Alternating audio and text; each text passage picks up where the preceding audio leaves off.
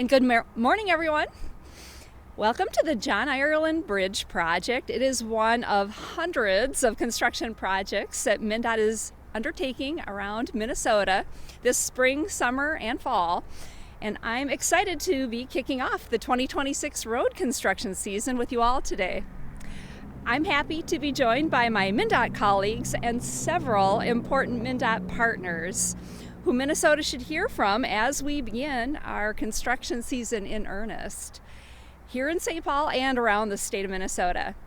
MnDOT's 2026 construction season is a robust statewide strategy to help address needs on our transportation system so Minnesotans can travel around our great state.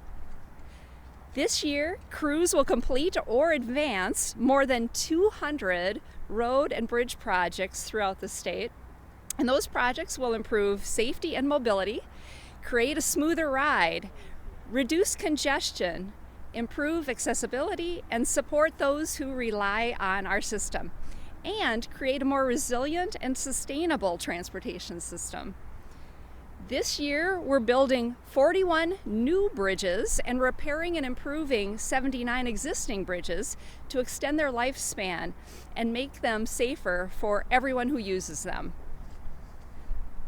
Off our roadways, approximately 50 other projects will improve multimodal connectivity in Minnesota by repairing or upgrading our ports, our local airports, transit hubs, and railroad crossings.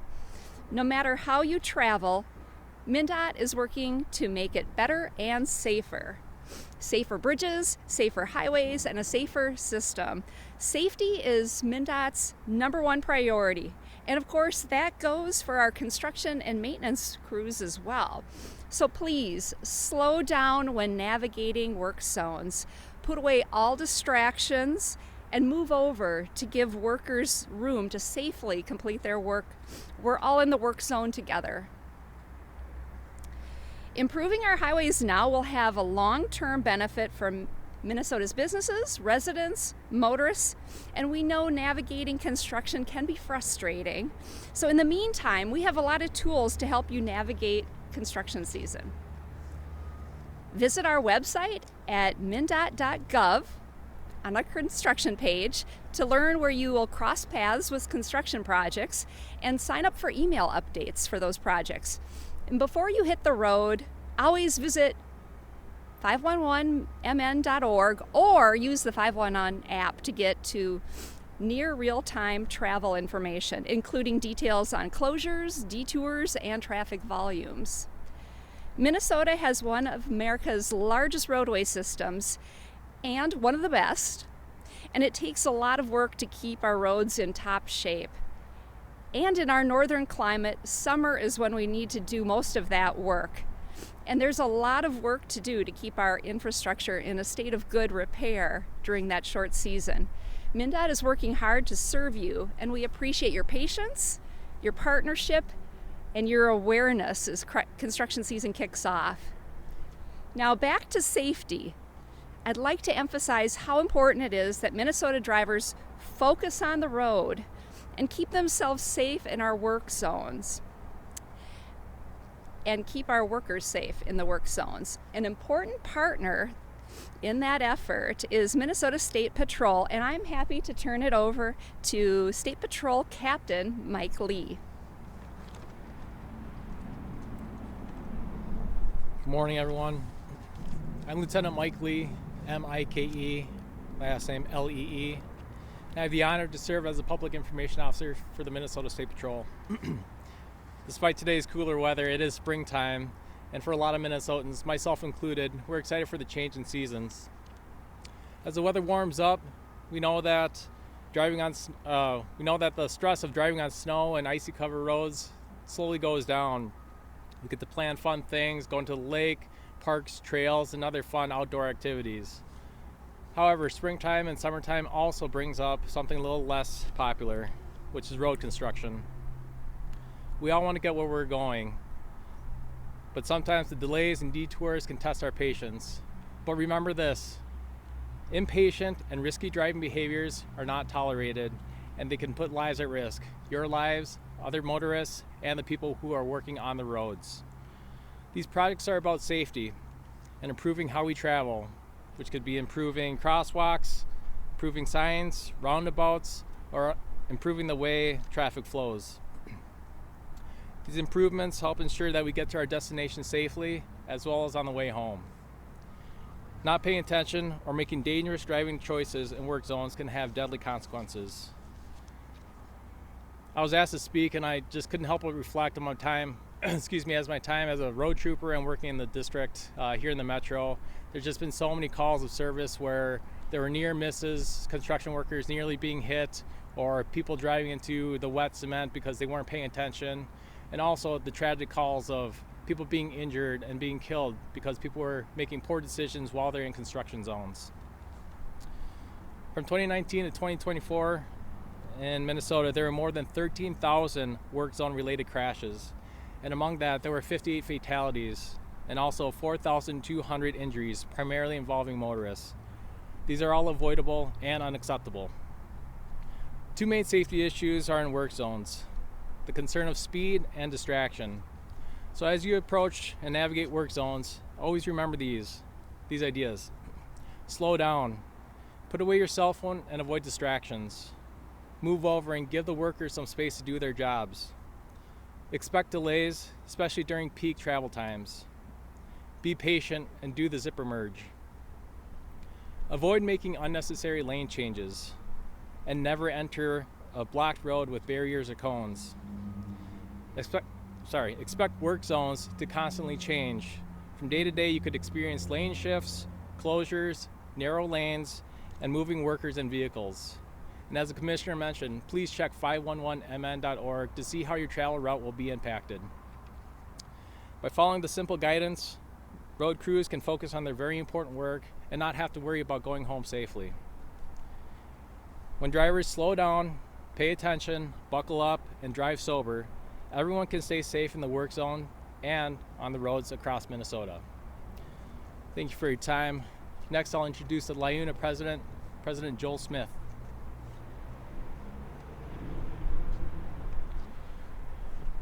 Good morning, and thank you, Captain Lee, and thank you, MnDOT, for including LIUNA in today's kickoff. My name is Joel Smith, and I'm proud to be here on behalf of more than 14,000 general and construction laborers across the state. Standing here is a good reminder of what this work is really about: connecting people to jobs, to families, to opportunities. And it takes skilled, dedicated workers to do it right. Minnesota laborers are proud to operate the state's largest registered apprenticeship program. We believe building great infrastructure starts with great training. The new season will create thousands of good-paying union jobs for LIUNA members and our fellow brothers and sisters in the trades right here in this state. The construction season is how our members support their families, put their kids through school, and invest right back in the communities where they live. Day in and day out, whether it's scorching July heat, pushing into late fall, our members show up and get the work done. That commitment deserves every driver's respect and their full attention behind the wheel. That brings me to the most important thing I want to say today. Please slow down in work zones. These aren't abstract statistics.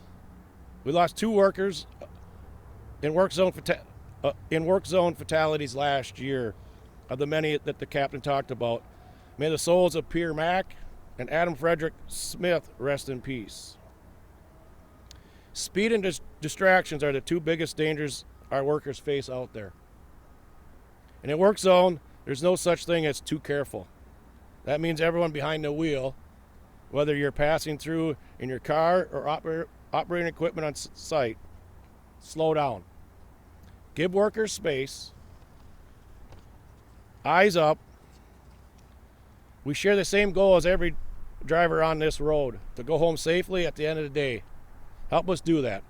And thank you. I appreciate your time today. And now I'd like to introduce Metro Transit General Manager Leslie Candaras.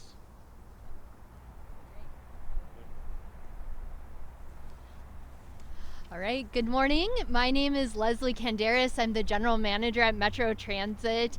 And thank you, MnDOT, for including Metro Transit today. I really appreciate this opportunity to encourage people to consider transit to get around during this robust construction season. Over the last year or so, Metro Transit has significantly expanded and adapted service to make transit a more convenient and reliable option for people across the metro area. This means more trips during peak periods and throughout the day on key express routes, more service among the suburban communities, and more frequent service on popular routes, including new metro lines that opened in 2025. Every major highway corridor coming into Minneapolis has trips at least every 15 minutes during peak periods and midday. In St. Paul, the Metro Gold Line is providing frequent, reliable, all-day service along the I-94 corridor. And just in January, we introduced enhanced bus service in the corridor previously served by North Star Commuter Rail. Now we have close to 400 weekly trips on buses compared to the 40 weekly commuter rail trips. And that's just part of the improvements we made back in January to better serve suburban communities. So overall, we've increased frequency on about half of our routes over the last year, and we're about 40% of the way towards meeting our goal of expanding service by 40% through 2027. I'll say personally, as a transit rider, transit can be a really good option. I know I'm biased, but with transit, you have the option to avoid the hassle of driving. As we see gas prices climb, it continues to be an affordable way to get around. You can use your commute time or your travel time for leisure, for work. And by taking transit, you help our entire transportation system operate more efficiently by getting vehicles off the road. Additionally, I do want to note that Metro Transit also experiences and adjusts to construction impacts, and we are prepared for this season. As we do heading into every construction season, we are coordinating with state and local partners across the region so our schedules reflect changing road conditions, potential delays and detours. And so we encourage everyone to check out the metrotransit.org website to plan your trip, to sign up for rider alerts, to make sure you're prepared to go when you take transit. Finally, I'll mention at Metro Transit, we also have construction underway on our system this year. That includes our ongoing project to preserve and enhance the 20-year-old Blue Line light rail. This year, buses will replace Blue Line trains end to end from June 29th through August 19th. We're also wrapping up construction on the Metro Green Line extension, which will open in 2027, as well as advancing construction on the Gold Line extension and first phase of G Line construction, which will also open in 2027. So again, thank you for including Metro Transit today, and we encourage people to check out our website, plan trips, sign up for alerts, and consider transit during this construction season. And I believe I'm the last speaker, so I'll hand it back to MnDOT. Thank you.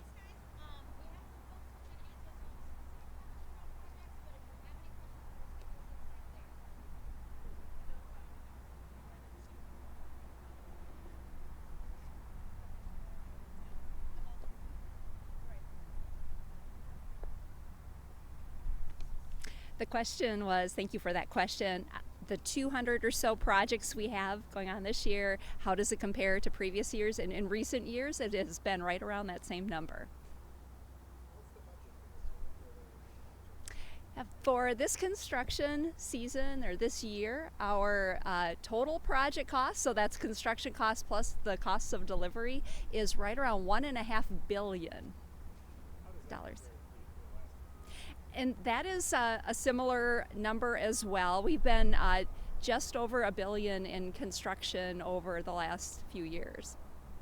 Nancy, is there one project that stands out that is going to be kind of a logistical lift or nightmare, I should say, for commuters here? We have a few projects going on in the Twin Cities area that are going to cause traffic impacts, and maybe this would be a good time to have Tim Nelson, who is our manager for the Metro District Construction Office, to talk about some of our large projects this year with traffic impacts. Thanks, Commissioner. Excuse me. My name is Tim Nelson. I'm the Director of Construction for MnDOT's Metro District. So the question was talking about some of the projects in the metro area, the major projects. So we have a lot of bigger projects this year with 394 area, 94, where we got traffic kind of closed down in each direction using the reversible lanes. That will cause some backups this year. Also heading out west, we have Highway 12 going this year, which will be kind of using movable barriers. We'll be using 2 lanes in the peak direction and 1 lane in each other direction, and that will cause some delays out there, but we'll be working hard to get that project done in 1 year. Looking at St. Paul, we have John Ireland Bridge here. That's causing some impacts out here, but it'll be great to get this bridge reconstructed and rebuilt. We also have 280 that's be closing here later on here in April, and causing some backups there that will reroute on some detours. Then kind of on the East Metro kind of side, we got 35E and Shepherd going, but we'll also be working on keeping 2 lanes in each direction on that using temporary bypass that will keep Shepherd Road closed. So.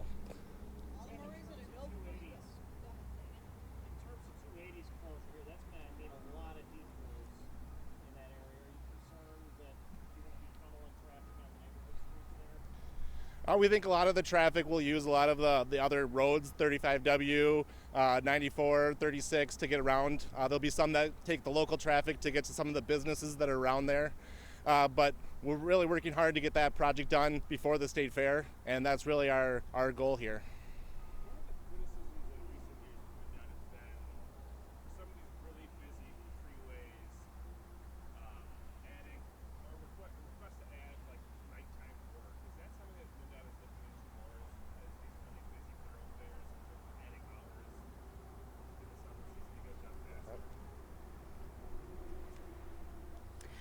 I'll start with a question on looking at adding more nighttime hours for our construction crews. And then Tim, you can add anything to what I mentioned, but that is certainly something we look at, especially when the construction projects create traffic impact concerns. We do allow weekend closures oftentimes for the crews to be able to get in, do their work, especially when we need to detour traffic, and they will work into the evenings very often. Now, when it comes to nighttime closures, we also need to be concerned about the noise that can create to nearby communities. So there is really a lot to balance as we're looking at allowing and encouraging nighttime hours for construction crews. Safety is one of the biggest concerns, of course, as well. And even though you can bring in lighting, daytime is just generally a safer time for crews to be working out in construction zones. So again, a lot to balance when we're considering shifts and the hours they can work.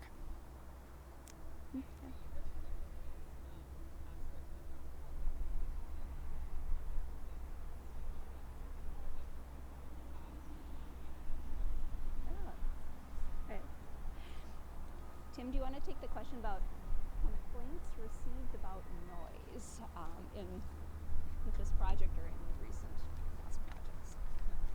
Sorry, I couldn't hear your question very well. That's okay, yeah, I was wondering if you could talk a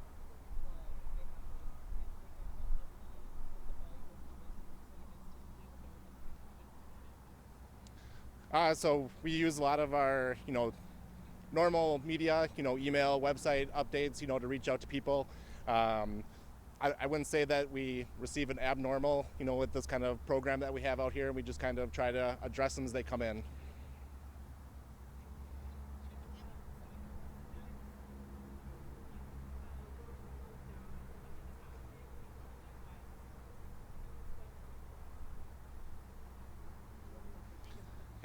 The question was, when roadways are closed down and there's no one out there working, that's kind of the basis of it. So a lot of our crews out here, they're working extended hours. We heard from Luna over here, and he talked a lot about worker safety. A lot of the safety we have out there is on mental safety out there. We can't work 24 hours a day. It's very difficult for us to work multiple crews out there. And so sometimes the roadway has to stay closed or the lane closure out there because it's not safe for the public to be driving next to it. So we are working as hard as we can, as fast as we can, to get the project done safely.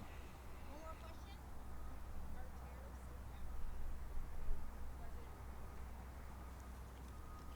Thank you for that question about tariffs and if they're impacting our budget. So that is something we've been monitoring very closely.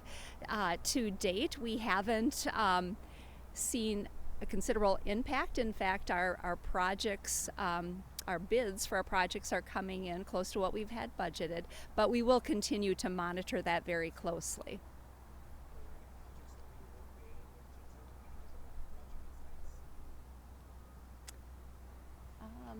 Question is, any projects we're not able to do due to budget constraints? I do not know of any. I'm looking at my team in case I'm missing something. No. Thanks for the question. All right, guys. Thank you so much. One quick thing, Lieutenant. It's Lieutenant Lee. I think it's a captain a little bit, just like that. And then for visuals, if you guys need some more video of this particular site in action, get broken down. But we'll take you with someone in a vest or doing it in a safe area. Okay. Thank you all for coming.